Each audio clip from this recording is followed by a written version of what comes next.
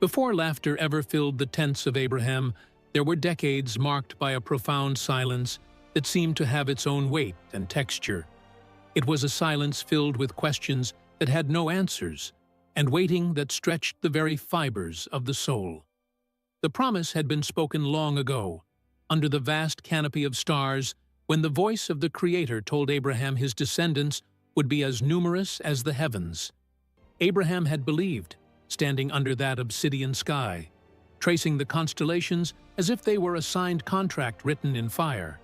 Yet, down on the earth, the dust remained silent. His body was aging, a vessel wearing down under the harsh sun, and Sarah's womb remained a sealed garden, having never known the stirrings of life. Years turned into decades. Seasons cycled, planting, harvest, dry winds, rains, yet the promise remained suspended in time, an abstract hope in a concrete world. Sarah felt the weight of every passing year more than anyone. In the quiet of the night, she wondered if God had forgotten her name, or if the promise had been a mistake. She remembered the laughter that had escaped her lips when she overheard the visitors speak under the terebinth trees. A soft, bitter laughter, born of a hardened disbelief. It was a shield against the pain of hope deferred, a way to survive the disappointment. Yet even in her doubt, God had not withdrawn his word. He had simply waited. God's timing does not bend to human impatience, nor does it operate by our calendars. He is the master of the pause, using time to strip away human strength so that the glory belongs solely to him. Then, when strength had faded and hope had grown thin, the Lord returned.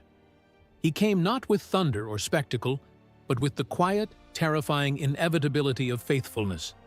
Sarah's body, well past the age of childbearing, began to change. It was a terrifying and wonderful mystery. Life stirred where barrenness had ruled for 90 years. Every morning sickness, every shift of weight within her was a theological statement. This was not the work of nature. This was the hand of God, dismantling the laws of the physical world to make way for his purpose. The camp watched in awe as the impossible became the inevitable. When the fullness of time came, the silence that had defined their home was shattered by the thin, piercing cry of a newborn. That cry carried more than life. It carried fulfillment. Isaac was born, a son of promise.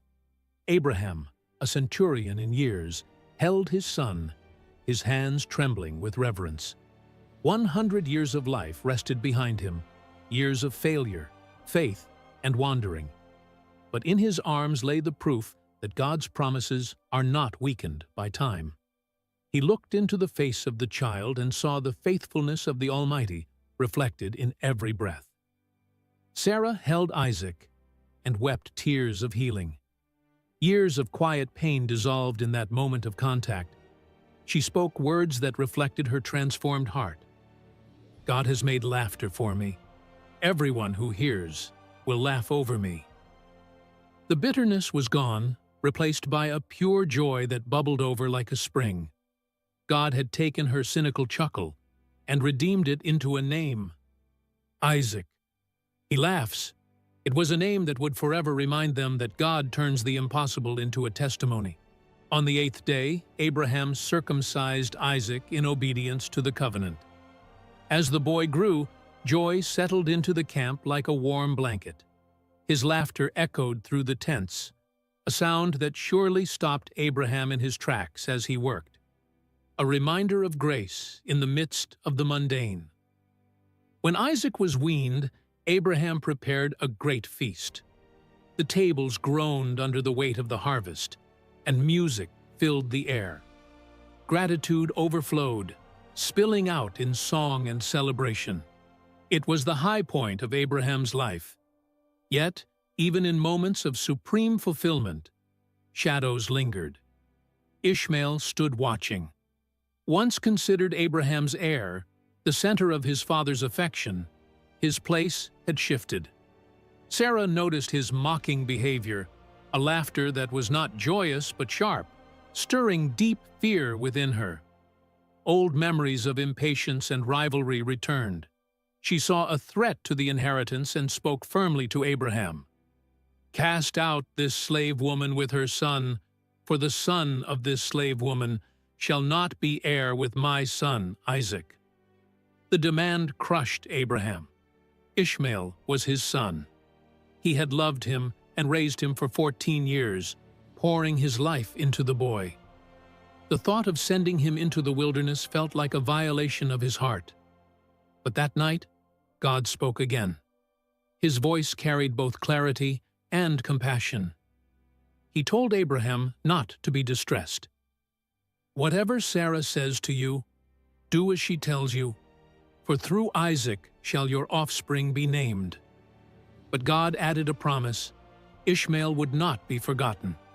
He too would become a nation, for the mercy of God extends beyond the chosen line. At dawn, Abraham acted. With a heavy heart, he rose early.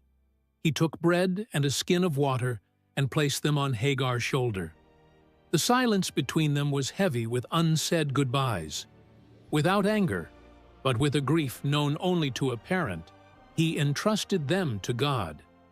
He watched as they walked away, growing smaller against the horizon until they disappeared into the wilderness of Beersheba.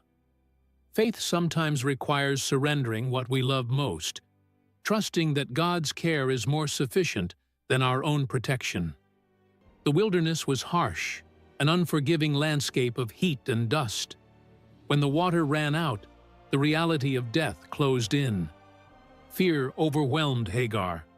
She placed Ishmael beneath a bush and walked away, weeping, unable to watch her son die. Her cries rose into the shimmering heat, a desperate plea from a mother who had lost all hope. But the wilderness is not empty of God. He heard the voice of the boy. An angel called to Hagar from heaven, "Fear not, for God has heard the voice of the boy where he is. Up, lift up the boy, for I will make him into a great nation." God opened her eyes, and she saw a well of water, a provision that had been there, unseen, or provided in the moment of need. Life returned.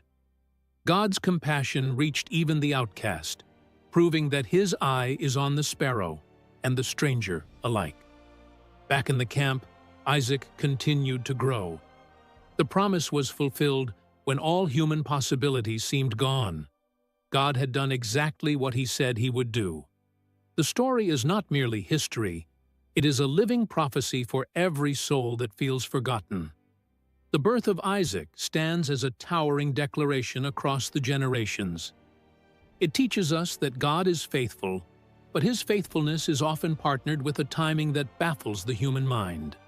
His promises do not fade with age, doubt, or delay. Isaac's laughter still echoes through history, reminding every waiting heart that God turns barrenness into life, bitter doubt into joyous wonder, and long seasons of waiting into testimonies of grace. Nothing is too hard for the Lord.